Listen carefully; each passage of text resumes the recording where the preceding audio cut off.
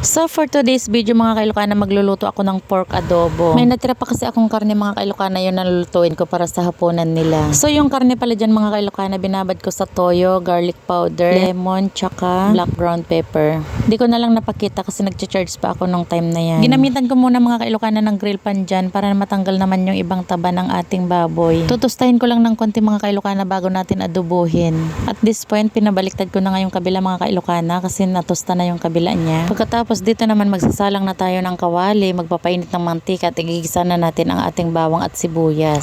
Saka natin ilalagay ang ating karne mga Kailokana. At wala rin pala akong nabiling patatas kasi dyan lang ako sa taas tumingin ng ulam namin ngayon. Pagkasangkot siya nga natin sa karne mga Kailokana, ilalagay ko na rin ang coke. Ito kasing nagpapalapot sa sarsa niya. Ito lagi ang nilalagay ko tuwing nag-aadobo ako. Kahit di mo nalagyan ng slurry. Tapos naglagay lang din ako ng half sachet na oyster sauce. Tapos yung pinagbabaran ko kanina nilagay ko na rin. After 2,000 days and 24 hours mga Kailokana, ito ng ating adobo, nagre-reduce na siya. Hayaan ko muna siya mag-tender juicy hotdog mga Kailokana. Ting mekos-mekos pa, and ito na, tikiman time na. So far, balance naman yung lasa mga Kailokana. Okay na, kakain na tayo.